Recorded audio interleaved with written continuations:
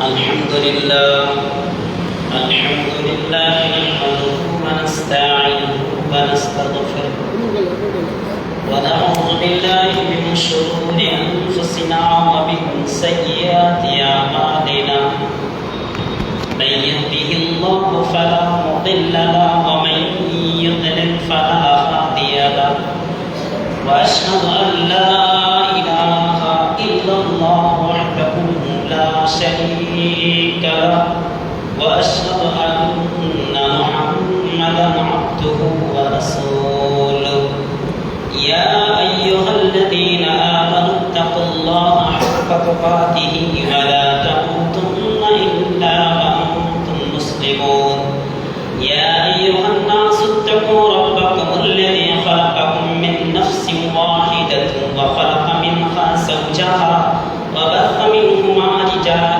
كثيرا ونساء واتقوا الله الذي تساءلون به والأرحام إن الله كان عليكم رقيبا يا أيها الذين آمنوا اتقوا الله وقولوا قولا سديدا يصلح لكم أعمالكم ويغفر لكم ذنوبكم ومن يطع الله ورسوله فقد فاز فوزا عظيما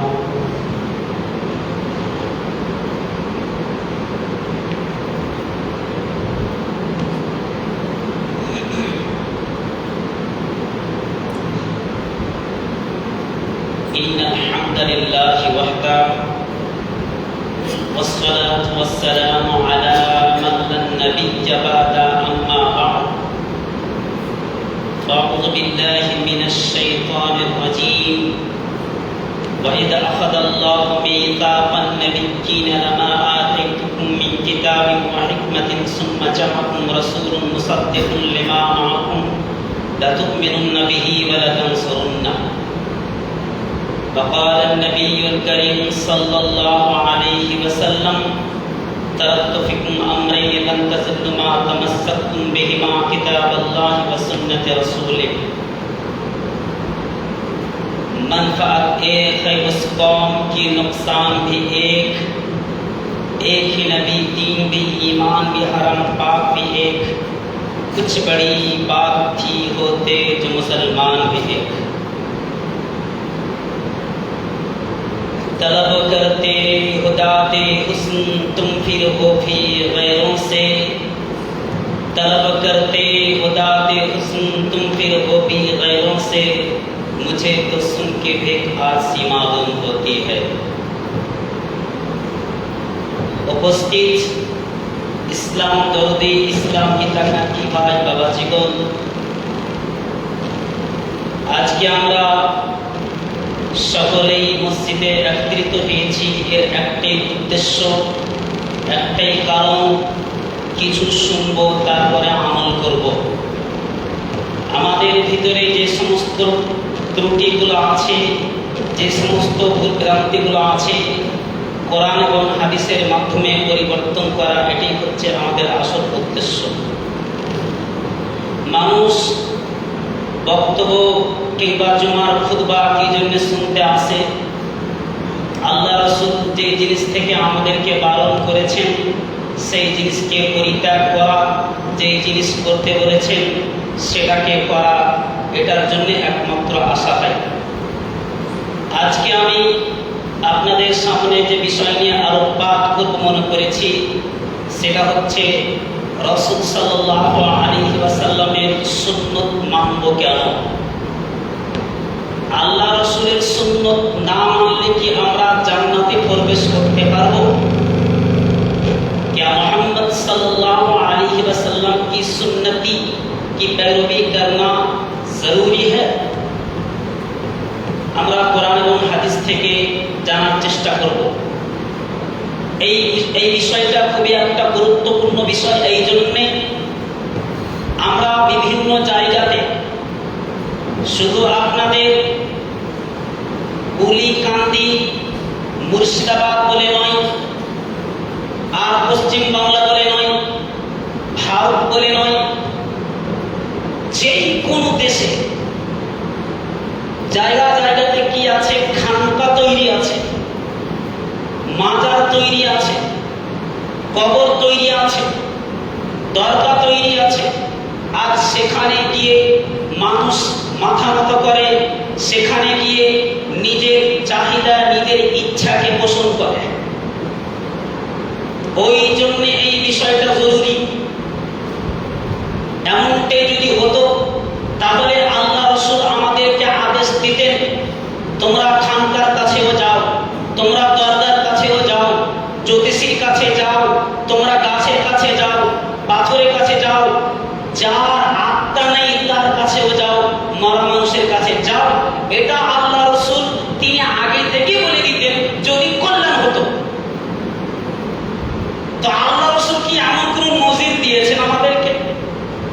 যদি দিয়ে থাকে তাহলে আমাদের করতে হবে, না করলে গুনাহগার হব। আর যদি এমনটা না বলে থাকে তাহলে অবশ্যই আমাদেরকে বর্জন করতে হবে। একটি আয়াত, বেশি নয়, মাত্র একটি আয়াত যদি নিয়ে আমরা গবেষণা করি, একটা আয়াতের উপরে যদি আমরা আমল করি, তাহলে সমস্ত ইসলামটাকে বুঝে যাব, পুরো ইসলাম বুঝে যাব। শুধু একটি আয়াত কি?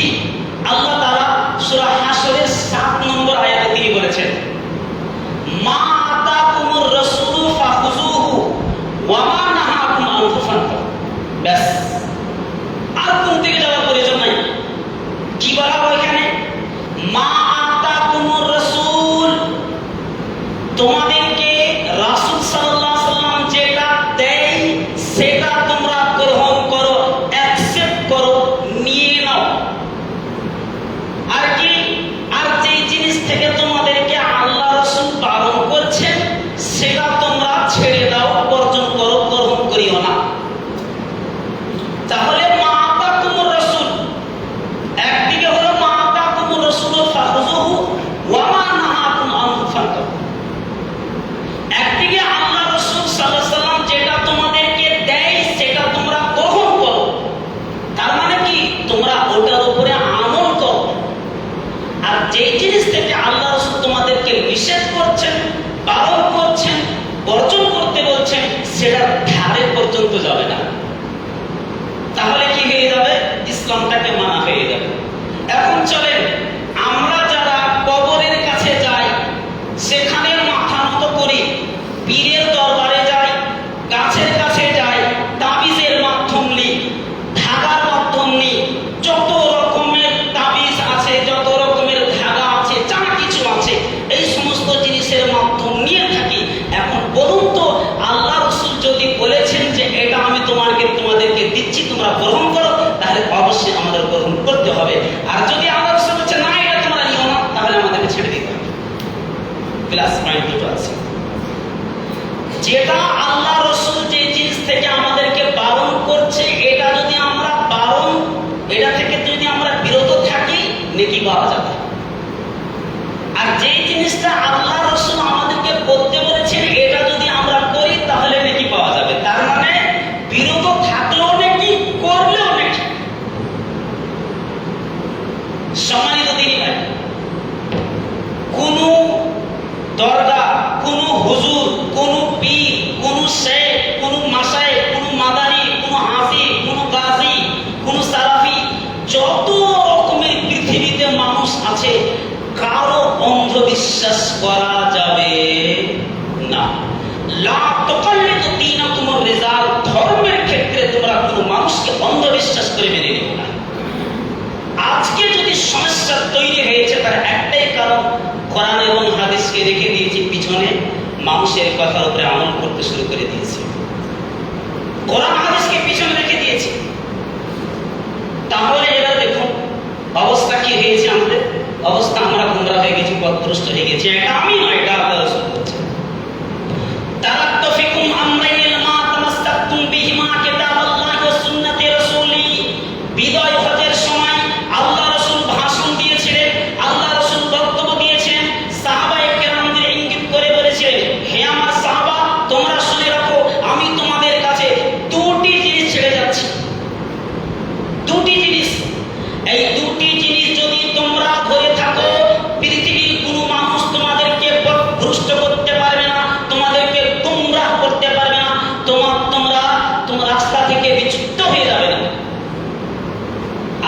যদি তোমরা এই দুটো জিনিস ছেড়ে দাও, গোমরাহ হয়ে যাবে, পথভ্রষ্ট হয়ে যাবে, রাস্তা হারিয়ে ফেলবে। তারাক্তু ফিকুম আমরাইন, আমি তোমাদের কাছে দুটি জিনিস ছেড়ে গেলাম, কেন? আর আমি জীবিত থাকবো না। এটা আল্লাহ রাসূল কেন বলে গেলেন কথাটা, যে আর আমি তোমাদের কাছে বিদ্যমান থাকবো না, আমার জন্ম হয়েছে, আমার মৃত্যুও হবে, আল্লাহর কাছে আমাকে যেতে হবে, আল্লাহর ডাক এসেছে, এটা হচ্ছে আমার বিদায় হজ। কাজেই আমি তোমাদের কাছে দুটো জিনিস রেখে গেলাম, এই দুটো জিনিস যদি তোমরা ধরে থাকো তাহলে পরে তোমরা জান্নাতের রাস্তাতে চলাফেরা করবে। আর যদি তোমরা এই দুটি জিনিসকে ছেড়ে দাও তাহলে শয়তানের রাস্তাতে চলাফেরা করবে। বিচার আপনি করেন, আপনি বিচার করেন কোন জিনিসটা আপনি বর্জন করছেন আর কোন জিনিসটা আপনি করছেন। সম্মানিত দিনী ভাই, আল্লাহ পাক রব্বুল আলামিন সূরা নিসার আয়াত নম্বর 81 তে বলছেন, ওয়াইজ আখাযাল্লাহু মিসাকান নাবিয়্যিনা মা আতাইতুকুম মিন কিতাবিন ওয়া হিকমাতিন সুম্মা জাআকুম রাসূলুন মুসাদ্দিকুন লিমা মাআকুম। স্মরণ করো ওই দিনটাকে, যেই দিন আল্লাহ পাক রব্বুল আলামিন সমস্ত আম্বিয়াদের কাছ থেকে একটি এগ্রিমেন্ট নিয়েছিলেন, একটা প্রতিশ্রুতি নিয়েছিলেন, একটা ওয়াদা নিয়েছিলেন, অঙ্গীকার নিয়েছিলেন। কি অঙ্গীকার নিয়েছিলেন? আল্লাহ সুবহানাহু ওয়া তাআলা তিনি বলছেন, হে আমার নবীরা, তোমরা শুনে রাখো, আমি তোমাদেরকে একটি হিকমত দিয়েছি, আমি তোমাদেরকে কিতাব দিয়েছি, তোমাদেরকে আমি কিতাব দিয়েছি, তোমাদেরকে প্রজ্ঞা দিয়েছি, হিকমত দিয়েছি। এরপরে যদি তোমাদের কাছে এমন একজন নবী চলে আসে, তোমাদের কিতাবকে সত্যায়ন করবে, সত্যরূপে মেনে নিবে, তাহলে পরে তোমরা বলো ওই নবীকে, তোমরা ওই নবীর উপরে ঈমান নিয়ে আসবে কিনা বলো। লা তুমিনুন্না বিহি ওয়া লা তানসুরুন্না, তোমরা ওই নবীর উপরে ঈমান নিয়ে আসবে, তাকে সাহায্য পর্যন্ত করবে। বলো তোমরা এতে এই অঙ্গীকার কবুল করছো কিনা? সকলেই বলেছিলেন ক্বালু আকরারনা, আমরা সকলেই ইকরার করলাম, মেনে নিলাম। তখন আল্লাহ রাব্বুল আলামিন তিনি বলছেন, তাহলে শুনে রাখো, ফাশহাদু, তোমরা সাক্ষী থাকো, ওয়া আনা মাআকুম মিনাশ শাহিদিন, আমিও তোমাদের সাথে সাক্ষী থাকলাম। আল্লাহ বলছেন এটা। বলেন তো এখানে কে ছিল? আল্লাহ বলছেন যে তোমরা যতগুলো নবী আছো, হযরত আদম আলাইহিস সালাম থেকে হযরত ঈসা আলাইহিস সালাম পর্যন্ত যতগুলো পৃথিবীতে নবী এসেছিলেন, সমস্ত নবীদের কাছ থেকে আল্লাহ তাআলা একটা অগ্রিম নিচ্ছে, আল্লাহ তাআলা একটা এগ্রিমেন্ট নিচ্ছেন, আল্লাহ তাআলা একটা প্রতিশ্রুতি নিচ্ছেন, আল্লাহ তাআলা একটা চুক্তিনামা নিচ্ছেন, একটা অঙ্গীকার নিচ্ছেন। কাদের কাছ থেকে? নবীদের কাছ থেকে। আমরা সাধারণ মানুষের কাছ থেকে না, সমস্ত নবীদেরকে বললেন, এই মুসা তুমি শুনে রাখো, দাউদ তুমি শুনে রাখো, ইব্রাহিম তুমি শুনে রাখো, ঈসা তুমি শুনে রাখো, আমি তোমাদেরকে বড় বড় কিতাব দান করেছি, তাওরাত দিয়েছি, জাবুর দিয়েছি, ইনজিল দিয়েছি। শুনে রাখো, তোমরা এমন অবস্থাতে আছো, তোমাদের মওজুদ কি মানে হচ্ছে তোমাদের জীবদ্দশায় যদি এমন একজন নবী চলে যায়, তোমাদের শরীয়তকে বাদ দিবে কিনা বলো। তোমরা তোমাদের শরীয়তকে বাদ দিয়ে দিবে, তোমরা তোমাদের মাযহাবকে বাদ দিয়ে দিবে, তাওরাতের হুকুম আহকাম সবকিছু রহিত হয়ে যাবে, জবুরের হুকুম আহকাম রহিত হয়ে যাবে, ইনজিলের হুকুমকে বাদ দিয়ে কোরআনের বিধান মানবে কিনা বলো। আমি যে নবী পাঠাবো ওই নবীর অনুসরণ করবে কিনা বলো। সব নবী বলেছিলেন আকরারনা, আমরা স্বীকার করলাম। আল্লাহু আকবার। সমস্ত আম্বিয়া আলাইহিস সালাম বললেন যে আমরা মেনে নিলাম, আমরা আমাদের শরীয়তকে বাদ দিয়ে, আমরা আমাদের পদ্ধতি তরিকাকে বাদ দিয়ে, আপনি যে লাস্ট অর্থাৎ যেটা শেষ নবী আসবে, মুহাম্মদ সাল্লাল্লাহু আলাইহি ওয়াসাল্লাম যে শরীয়ত নিয়ে আসবে, যে কিতাব নিয়ে আসবে, ওই কিতাবের উপরেই আমল করব। আর এখন আমাদের অবস্থা হয়ে গেছে আলাদা, নবী থেকে আমরা বড় হয়ে গেলাম। কোরআন পড়ে থাকলো, হাদিস পড়ে থাকলো, আল্লাহ রাসূলের বিধিবিধান পড়ে থাকলো, মানুষের কথার উপরে আমল করতে শুরু করে দিলাম। ওই হুজুর কি বলেছে, এই হুজুর কি বলেছে, ওই কি পীর কি বলেছে, এই পীর কি বলেছে, এটা কি আল্লাহ রাসূল ভবিষ্যৎবাণী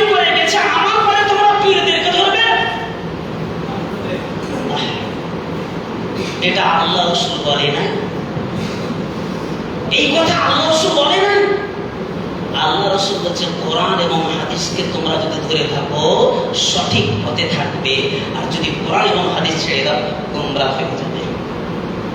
সম্মানিত দিনী ভাই, এই আয়াতকে শক্তি করার জন্য, এই আয়াতকে মজবুত করার জন্য একটি হাদিস আপনাদের প্রয়োজন আছে।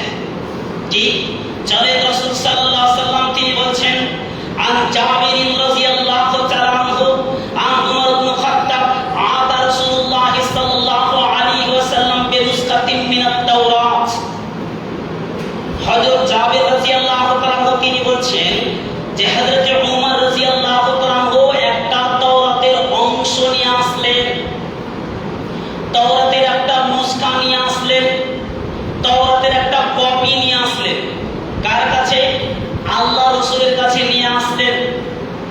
ফাজাআলা ইয়াকরাউ বিওয়াজহি রাসূলিল্লাহ সাল্লাল্লাহু আলাইহি ওয়াসাল্লাম ইয়াতাগায়্যারু, এবং আল্লাহ রাসূলকে এসে উমর বলেন হাযিহি নুসখাতুম মিনাত তাওরাত, হে আল্লাহর নবী এটা হচ্ছে তাওরাতের একটা অংশ, এটা হচ্ছে তাওরাতের একটা নুসখা, একটা অংশ, একটা পার্ট, একটা কপি।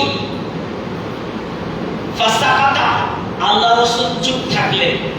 ফাজাআলা ইয়াকরাউ বিওয়াজহি রাসূলিল্লাহ সাল্লাল্লাহু আলাইহি ওয়াসাল্লাম, এবং উমর রাদিয়াল্লাহু তাআলা আল্লাহ রাসূলের সামনে তাওরাত খুলে পড়তে শুরু করলেন। উমর রাদিয়াল্লাহু তাআলা আল্লাহ রাসূলের সামনে, চোখের সামনে তাওরাতটি খুললেন, খুলে পড়তে শুরু করলেন।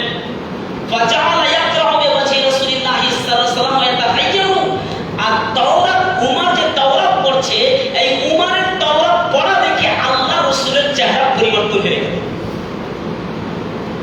তাওরাত পড়তে রয়েছেন, কে পড়ছেন? দ্বিতীয় খলিফা হযরত উমর রাদিয়াল্লাহু তাআলা। শুধু তাওরাত তিনি পড়তে রয়েছেন, আবৃত্তি করছেন, আর এইটা করার কারণে আল্লাহ রাসূলের চেহারা পরিবর্তন হয়ে গেছে, রক্তিম বরণ করেছে, লাল হয়ে গেছে।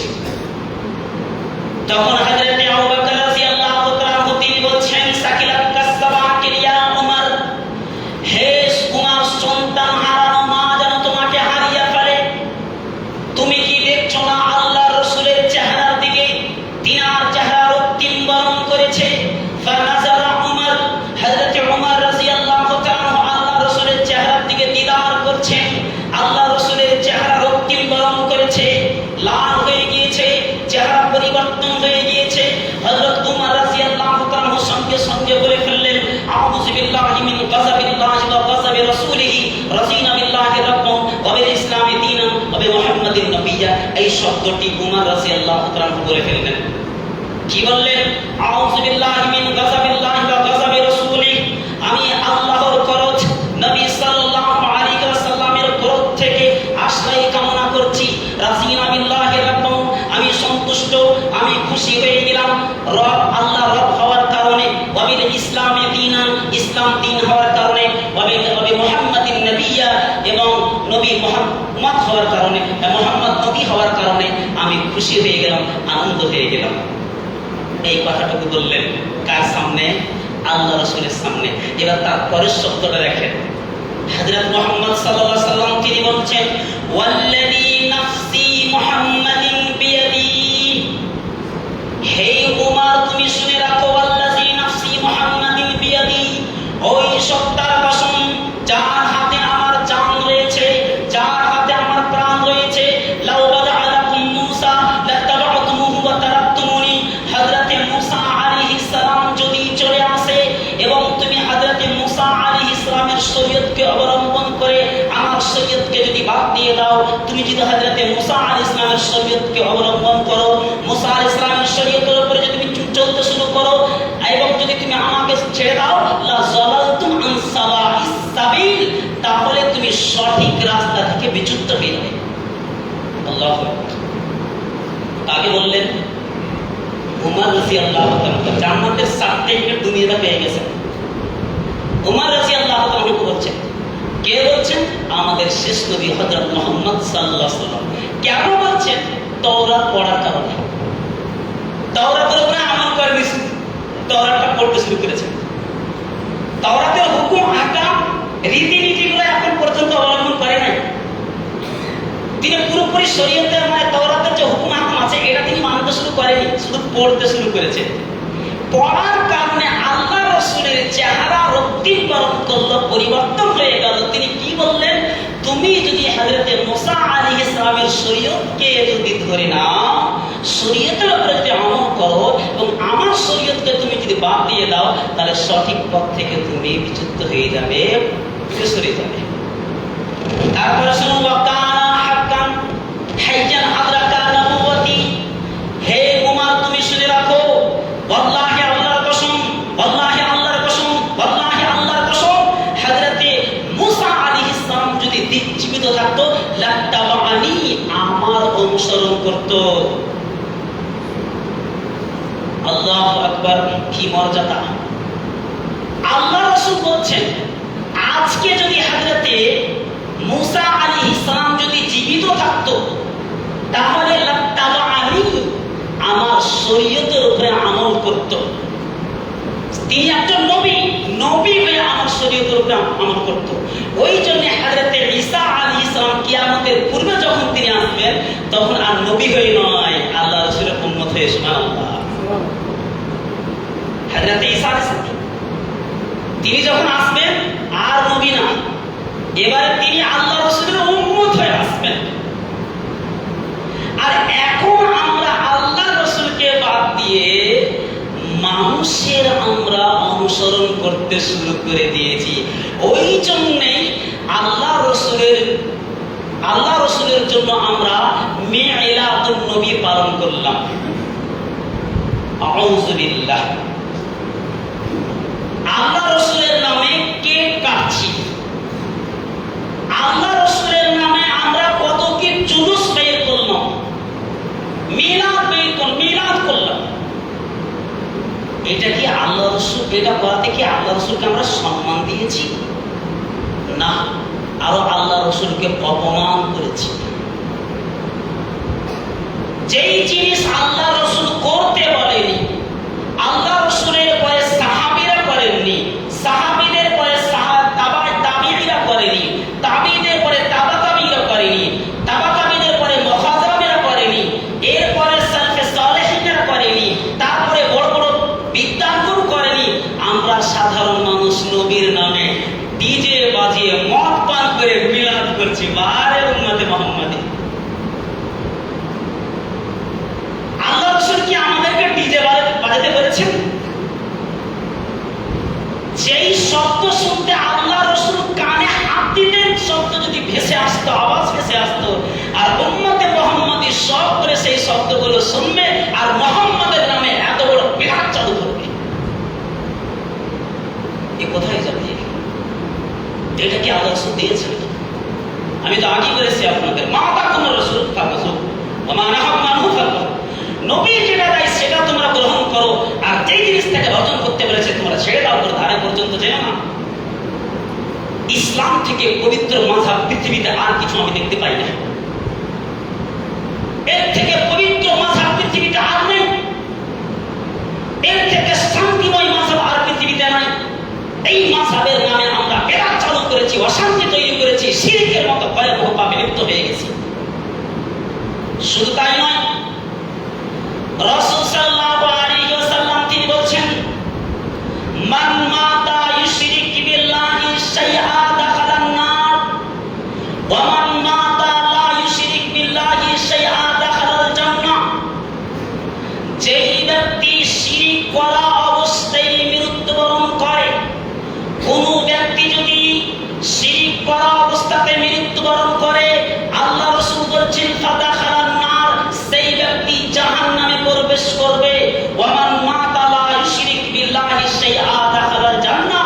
আর কোন ব্যক্তি যদি শিরক না করে যদি মৃত্যুবরণ করে, এই অবস্থাতে মৃত্যুবরণ করলো, আল্লাহর সাথে কোনো কিছুকে অংশীদার করেনি, আল্লাহ রাসূল বলেছেন ফাদাখালাল জান্নাহ, সে ব্যক্তি জান্নাতে প্রবেশ করছে। মাওলানা সাহেব, তাহলে শিরক কি মানুষের হয়ে মানুষের পূজা করলেও শিরক হবে? এটাই তো শিরক। আপনি আল্লাহকে বাদ দিয়ে বিন্দু পরিমাণ যদি কাউকে সম্মান দিয়েছেন, এটাই হবে শিরক। আপনি মনে করছেন যে আল্লাহ যেমন দিচ্ছে আমাকেও শেখ মাশায়েখ বীর আমাকে কবর ওরা এটা হচ্ছে বাপ দাদা 14 পুরুষ থেকে এটা আমল চলে আসতে একটা কন্টিনিউ ধারাবাহিকতা বজায় রাখতে হবে।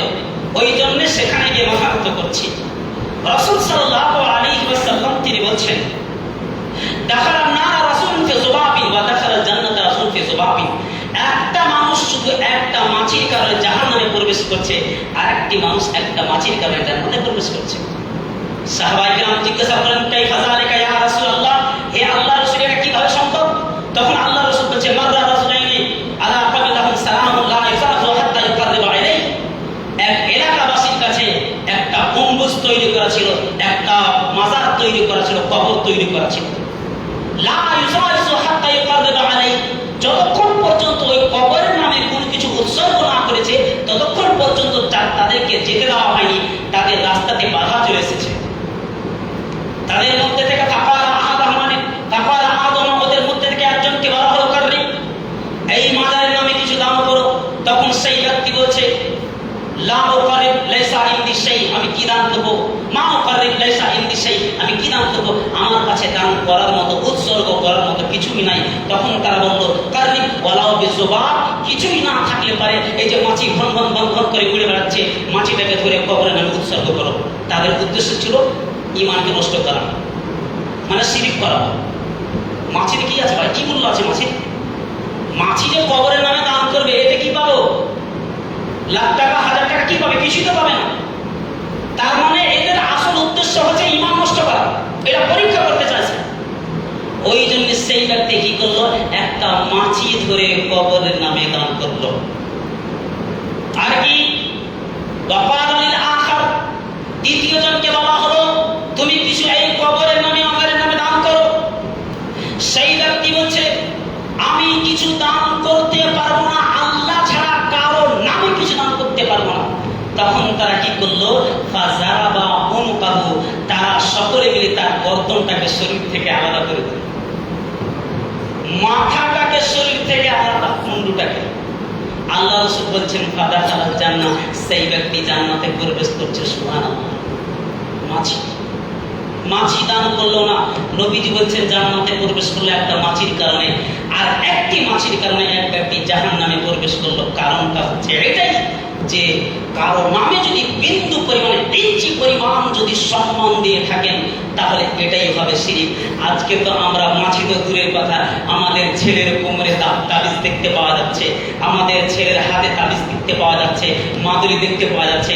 দরগার কাছে যাচ্ছি, আজমিরে যাচ্ছি, সেখান থেকে ধাগা নিয়ে আসছি, না জানি কত রকমের, আর আমরা শিরিক করে বসে থাকি। জান্নাত পাওয়া যাবে না, সম্ভব হারিয়ে ফেলেছি। আপনি যে কি লাভ পেয়েছেন আমি জানি না। আরে এমনিতে তো বেচার একটা অসুখ হয়ে গেছে, তাবিজ পড়ে আরো অসুখটাকে ভারী করে দিচ্ছে না। ওর কাছ থেকে তো ঈমান পুরোপুরি নষ্ট হয়ে যাবে। খবরদার, আল্লাযীনা আমানু ওয়া লাম ইয়ালবিসু ঈমানাহুম বিযুলমিন উলাইকা লাহুমুল আমনু ওয়া হুম মুহতাদুন। যারা তাদের ঈমানটাকে শিরকের সাথে, জুলুমের সাথে মিশ্রিত করেনি, তারাই হেদায়েতের পথে আছে। আল্লাহ বলছেন সূরা আনামে বলছেন, আল্লাযীনা আমানু, যে ব্যক্তি ঈমান এনেছে, ওয়া লাম ইয়ালবিসু ঈমানাহুম বিযুলমিন, এবং তাদের ঈমানগুলোকে জুলুমের সাথে মিশ্রিত করেনি। জুলুম মানে শিরক, শিরকের সাথে মিলাওয়াত করেনি, শিরকের সাথে মিশ্রিত করেনি। উলাইকা লাহুমুল আমনু ওয়া হুম মুহতাদুন, এরাই হচ্ছে আল্লাহর পক্ষ থেকে হেদায়েত প্রাপ্ত। বিচার আপনি করেন। আপনি যদি আল্লাহর নামে দান করছেন, মাজারও গিয়ে একটা খাসি দান করছেন, চাদর চড়াচ্ছেন, আগরবাতি জ্বালাচ্ছেন, আর কিছু করছেন, জানতে হবে আপনার ঈমান পুরোপুরি নষ্ট হয়ে গেছে। শয়তানের তো এটাই মিশন আছে, জায়গা জায়গাতে খানকা তৈরি করা। শয়তান আপনাকে জানতেও দিবে না। আপনার অসুখ হয়েছে, আপনি যদি একবার ভালো হয়ে যান, ওই যে তাওয়াক্কুল এসে গেল, ভরসা এসে গেল, ভালো হয়ে যাচ্ছি মাওলানা সাহেব, ভালো তো হবেন, দুনিয়াতে রেজাল্ট পেয়ে যাবেন। আল্লাহ রাব্বুল আলামিন তিনি কোরআনের মধ্যে বলছেন, ওয়ামা কানা লিল-মুমিনিন ওয়ালা মুমিনাতিন ইযা কাদাল্লাহু ওয়া রাসূলুহু আমরা আন ইয়াকুনা লাহুমুল খিয়ারাতু মিন আমরিহিম ওয়া মান ইয়াসিল্লাহু ওয়া রাসূলুহু ফাকাদ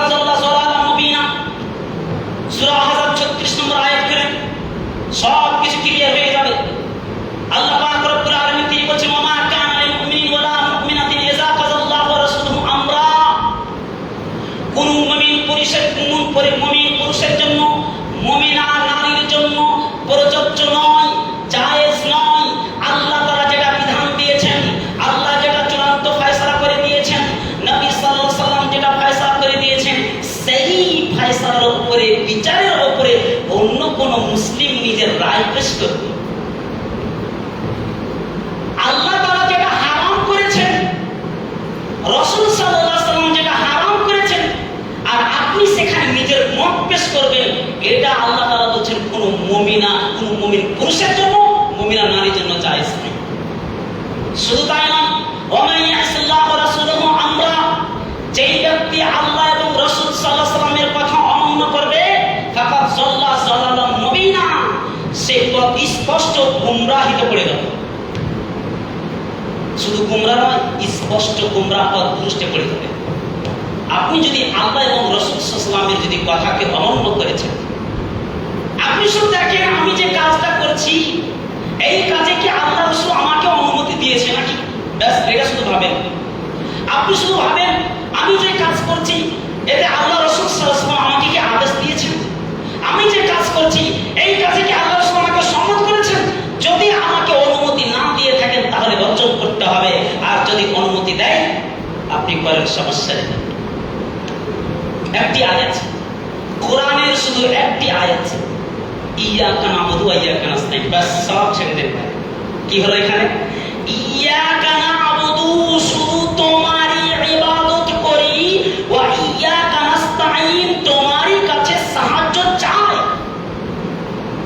যখন আপনি এই কথাটা বলবেন ইয়াকা নাবুদু, একমাত্র তোমারই ইবাদত করি, ওয়া ইয়াকা নাস্তাইন, এবং তোমারই কাছে সাহায্য চাই, যতগুলো ইবাদতে বাতিল আছে সব কিছু নষ্ট হয়ে যাবে, আর কিছু থাকবে না। আপনি বলে দিয়েছেন, স্বীকৃতি দিয়ে দিয়েছেন। আল্লাহ তাআলা যখন তিনি আদম আলাইহিস সালামের পাঁচটিতে পাঁচের হাজরিকে বলেছিলেন আলাস্তু বিরাব্বিকুম, আমি কি তোমাদের প্রভু নয়? পৃথিবীতে যতগুলো মানুষ আছে সকলে সাক্ষী দিয়েছিলাম, বালা শাহিদনা, আমরা সকলেই সাক্ষী দিলাম আপনি হচ্ছেন আমাদের প্রভু। তাহলে দুনিয়াতে এসে কি করে তুমি বলে যাও? এই কথাটাকে স্মরণ করিয়ে দেওয়ার জন্যই তো কোরআন এসেছে, এই কথাকে স্মরণ করিয়ে দেওয়ার জন্যই তো হাদিস এসেছে। তাহলে ইয়াকা নাবুদু, একমাত্র তোমার ইবাদত করি, ওয়া ইয়াকা নাস্তাইন, তোমারই কাছে সাহায্য চাই। যখন আপনি এই কথা বলবেন তখন মাজারও যাওয়া যাবে না, কবরের কাছে যাওয়া যাবে না, কোনো দরগাকে ধরা যাবে না, কোনো মানুষকে ধরা যাবে না, কোনো পীরকে ধরা যাবে না, কোনো পাথরের কাছে যাওয়া যাবে না, কোনো তাবিজের কাছে তাবিজের সাহায্য নেওয়া যাবে না, ঢাকার সাহায্য নেওয়া যাবে না, মুখে কিছু বলতেও পারবে। আপনি তো নিজে স্বীকৃতি দিচ্ছেন, এটা শুধু আপনার বলছেন। 5 ওয়াক্ত নামাজে আপনি বলছেন, 5 ওয়াক্ত নামাজে এই কথাটা বলছেন যে ইয়াকা নাবুদু ওয়া ইয়াকা নাস্তাইন, শুধু ফরজ নামাজের কথা বললাম, সুন্নত নামাজ থাকলো। তাহলে আপনি হিসাব করেন সপ্তাহে কতবার বলছেন, মাসে কতবার বলছেন, বছরে কতবার বলছেন। তার মানে আপনি শুধু ওপর বলছেন ইয়াকা নাবুদু ওয়া ইয়াকা নাস্তাইন, অন্তর থেকে বলছেন না। যদি অন্তর থেকে বলতেন তাহলে পরে যে সমস্ত মানুষ সেই মানুষের ইবাদত করতে, এটা আপনি করতেন না। এর থেকে বড় বেকুফ, জাহেল, মূর্খ, অজ্ঞ কে হতে পারে যে একজন সৃষ্টির ইবাদত করছে? আরে সৃষ্টি হয়ে সৃষ্টির ইবাদত কি করে করতে পারে? সৃষ্টির স্রষ্টার ইবাদত করবে যাকে তৈরি করেছেন। সম্মানিত দিনী ভাই, জুমার দিনে একটি সূরা পড়া হয়, সূরা গাসিয়া পড়েছেন? আমিলাতুন নাসিবা তাসলা নারান হামিয়া। আমিলাতুন নাসিবা, কর্মক্লান্ত, পরিশ্রান্ত, প্রচুর পরিমাণে আমল করে করে, তাসলা নারান হামিয়া, জাহান্নামে প্রবেশ করবে। আল্লাহু আকবার! কি কথা বলেন আল্লাহ এখানে? তার মানে মানুষ দাড়ি রেখে, টুপি পরে, আলখাল্লা পরে, পাঞ্জাবি পায়জামা পরে, আতর, সেন্ট, সুরমা ব্যবহার করে প্রতিদিন আল্লাহর ইবাদতে ডুবে থাকে, কোরআন তেলাওয়াত করে, জিকির, আজকার, তাসবিহ, তাহলিল সব সময় করতে থাকে, তারপরে ওই লোকটা জাহান্নামে যাবে। কেন? এই জন্য গিয়েছে যত কিছু কাজ করেছে নবীর দেখানো করেনি, নবীর পদ্ধতিতে করেনি, আর কোন রাস্তা নেই। এগুলো যা করেছে নিজের খামখেয়ালি করেছে, নিজের ইচ্ছা মতো করেছে। আল্লাহ রাসূল যেভাবে করতে বলেছেন সেইভাবে করে না। অবশ্যই যদি আপনি নিজের খামখেয়ালি যদি ইবাদত করেছেন, আপনার ইবাদত কবুল হবে না। আমিলাতুন নাসিবা তাসলা নারান হামিয়া, আমল করে করে করে করে করে ক্লান্ত হয়ে যাবে, খাসতে যাবে, তারপরেও জাহান্নামে যাবে। ওইভাবে আপনার অবস্থা। বলেন তাহলে ওই ঈমান কাজে আসলো? যে ঈমান মানুষকে দেখিয়ে করা হয়, যে ঈমান আল্লাহর ভয় না করা হয়, যেই কাজটা করবেন, যেই ইবাদত করবেন, ইবাদত করেন অল্প করেন, কিন্তু আল্লাহকে সন্তুষ্ট করার জন্য করেন। আল্লাহ বেশি কোনো জায়গাতে আমল করতে বলেনি। আমালান কাসীরা শব্দ আল্লাহ তাআলা বলেননি যে তোমরা বেশি বেশি আমল করো। আল্লাহ তাআলা বলছেন আইয়ুকুম আহসানু আমালা, তোমাদের মধ্যে কে উত্তম আমল করছে। তাহলে আল্লাহ তাআলা আমল করতে বলেছেন, ভালো আমল করতে বলেছেন। কোনো জায়গাতে নাই যে আমালান কাসীরা বেশি বেশি আমল করো, বেশি বেশি কোরআন তেলাওয়াত করো, বেশি বেশি নামাজ পড়ো। যেটুকু পড়বে একমাত্র আল্লাহকে খুশি করার জন্য করবে এবং সৎ আমল করবে, তাহলেই আমাদের জন্য জান্নাত রয়েছে। কিন্তু আমরা তো সেটা বুঝি না। একটা রাত আসবে, 1000 রাকাত নামাজ পড়ো, 100 রাকাত নামাজ পড়ো, শাবান মাসের 15 তারিখে গোটা কোরআন শেষ করে দাও, মৃত্যু বাড়িতে যে কোরআন তেলাওয়াত করো। আপনি নতুন বাড়ি কোনো জায়গাতে তৈরি করছেন, সেখানে গিয়ে কোরআন তেলাওয়াত করো, মুলবিদের ডেকে নিয়ে এসে, পীরদের ডেকে নিয়ে এসে, কোথায় নিয়ে ফেলে দিন। সব এগুলো বেদাতের অন্তর্ভুক্ত পড়ে যায়। যে তার মানে এখান থেকে প্রমাণ করতে চাইছে যে আল্লাহ রাসূল বেশি জানতেন না, আমরা বেশি জানি নামাজ পড়তাম। তার মানে আল্লাহ রাসূল এগুলো জানতেন না, আমরা জানছি। দিনের ভিতরে নতুন নতুন কাজ তৈরি করছি। সম্মানিত দিনী ভাই, আর একটি হাদিস করে আমি আমার বক্তব্য দিয়ে দিলাম। আল্লাহ রাসূল সাল্লাল্লাহু আলাইহি ওয়াসাল্লাম একদিন তিনি ভাষণ দিলেন, আর এই হাদিস বর্ণনা করেছেন হযরত ইরবাজ ইবনে সারিয়া রাদিয়াল্লাহু তাআলা আনহু। وعن عباس بن سارية رضي الله تعالى عنه قال وعظنا رسول الله صلى الله عليه وسلم موعظة حسنة। হযরত ইরবাজ ইবনে সারিয়া রাদিয়াল্লাহু তাআলা আনহু তিনি বলছেন, আল্লাহ রাসূল একদিন বক্তব্য দিলেন। কেমন বক্তব্য দিলেন? জারাফাত মিনহাল উয়ুন ওয়া ওয়াজালাত মিনহাল কুলুব। যেই বক্তব্য শোনার পরে আমাদের চক্ষু থেকে অশ্রু ঝরতে শুরু করলো, ওয়া ওয়াজালাত মিনহাল কুলুব, আমাদের অন্তর থরথর করে কাঁপতে শুরু করলো।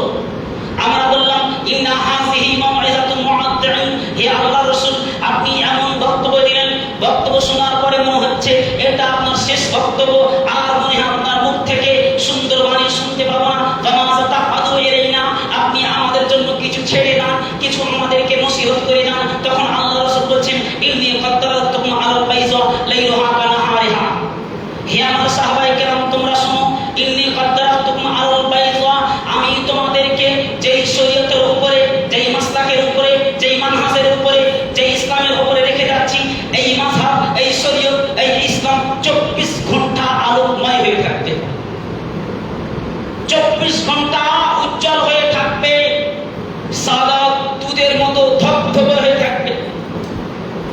তারপরে কি বলছেন?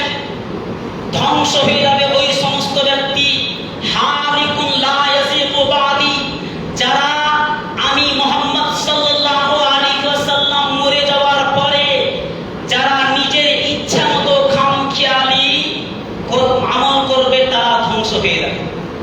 তারপরে কি বলছেন?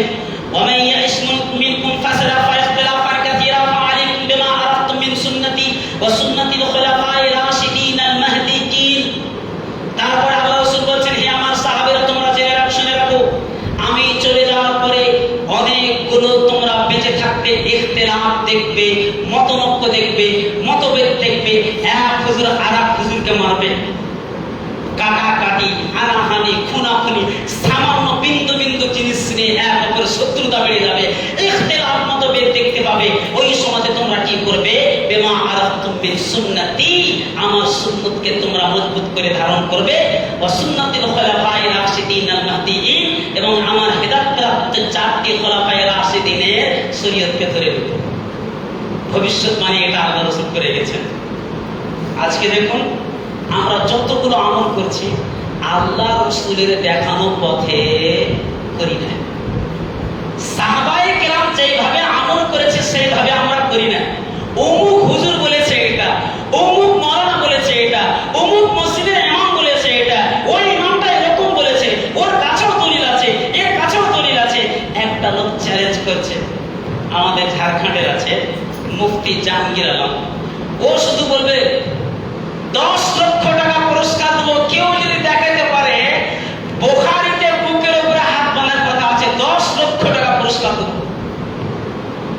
কত টাকা হয়েছে তার মানে ও নিজে জানে যে বুখারীতে এই হাদিসটা নাই, বুকের উপরে হাত বাঁধা। সদরিহি শব্দ ওয়াইল বিন হুজুরের হাদিসে আছে, যেটা অন্যান্য হাদিসে এসেছে। বুখারীতে জিরা জিরা শব্দ এসে হাতের উপরে হাত রাখা। এই কথা তো জানেন যে এটা নাই, তার মানে এরা ভেবে নিয়েছে যে বুখারী ছাড়া অন্য কোনো হাদিস মানে না। কিন্তু নাউজুবিল্লাহ, যতগুলো হাদিস সহিহ থাকবে ততগুলোই সালফে সালেহিন, খাস করে যারা সহিহ মাসলাকের সহিহ মানহাজের মানুষ আছে, তারা সহিহ হাদিস মানবে। সম্মানিত দিনী ভাই, সময় আমাকে অনুমতি দিচ্ছে না। কথা যতগুলো বলা হলো, প্রত্যেকটি কথা কোরআন এবং হাদিসের দলিল দিয়ে বলার চেষ্টা করেছি। এখন আমাদের যে কাজটা করতে হবে সেটা হচ্ছে যে আমল করা। এখন আমরা যতগুলো মানুষ পৃথিবীতে আছি সবাই কিন্তু বিপদে। সবাই কোথায় আছি? আমরা বিপদে পড়ে আছি। কোন বিপদে? একটা ঘুমাতে পড়ে আছি। উদাহরণ দিয়ে আপনাকে তাহলে বুঝতে পারবেন। ধরুন আপনার একটা ছেলে ঘুমাতে পড়ে গেছে। আপনার একটা ছেলে কুয়াতে পড়ে গেছে, কূপে পড়ে গেছে। এখন ওই কুয়াতে পানি আছে, ছেলেটাকে কি করে উপরে নিয়ে আসবেন? উপরে নিয়ে আসার জন্য আপনি যদি ঝাঁপ দেন তা আপনিও যাবেন। তার মানে যে গৃহপক্ষকে তো বাঁচাতে হবে। এর জন্য আপনাদেরকে দুটি কাজ করতে হবে। ছেলেটাকে একটা কাজ করতে হবে, আর আপনাদেরকে একটা কাজ করতে হবে। আপনাদের আশেপাশে একটা কুয়া আছে, যে ছেলেটা কুয়াতে পড়ে আছে ওই ছেলেটাকে একটা দড়ি দিবেন।